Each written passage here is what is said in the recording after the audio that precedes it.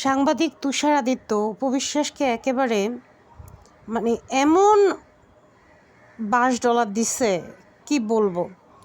2বার আওয়ামী লীগ থেকে সংরক্ষিত কোটায় মনোনয়ন চাওয়া, ওই সরকারের আমলে অনুদানের ছবি পাওয়া, কিংবা সাবেক প্রধানমন্ত্রীর কাছে নিজ স্বামীর বিরুদ্ধে নালিশ দেওয়া ওই সাবেক জনপ্রিয় নায়িকা, জনপ্রিয় যদিও কোনোদিন ছিল না, ওই নায়িকার জন্য দোষের কিছু না। তেমনি যখন হারুনের ভাতের হোটেলে ছুটে গিয়ে যার তার নামে অভিযোগ করাও বোধ হয় তার জন্য দোষের কিছু নয়।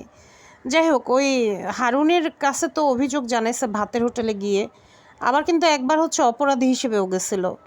পরে হাত পা ধরে মাফ টাফ চেয়ে আরও কিছু সুযোগ সুবিধা দিয়ে হারুনকে হয়তো বলছে রাতে আমার বাসায় আইসেন।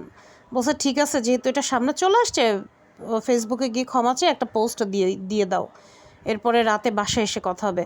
অথচ দোষ তখনই যখন বর্তমান চলচ্চিত্রের শীর্ষ নায়িকা নতুন কোনো ছবিতে চুক্তিবদ্ধ হন, আর তখনই তার উপর ঝাঁপিয়ে পড়ে কনসিভকে কনসেপ্ট এবং অ্যাফিডেভিটকে এপিটোপিট বলা ওই নায়িকা।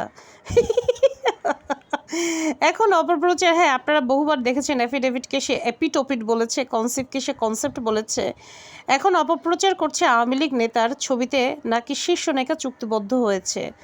তো তুফান কার প্রযোজনায় ছিল? রেদওয়ান রনি। সে যে মুজিব কোড পড়তো, সে যে আওয়ামী লীগ করতো, সেটা জানতেন না? আরশাদ আদনান প্রিয়তমার যে প্রডিউসার ছিলেন, তারপর রাজকুমারের প্রডিউসার ছিলেন, সে কি ছিলেন? সে কি বিএনপির ছিলেন?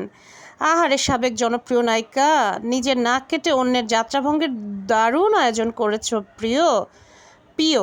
প্রচলিত একটা কথা আছে না, ঝাঁঝরে দোষ খুঁজে শুয়ের, চালনের দোষ খুঁজে শুয়ের, নিজের পাছায় 1000টা ছিদ্র না দেখে অন্যের এক ছিদ্র নিয়ে উল্লাসে মাতোয়ারা।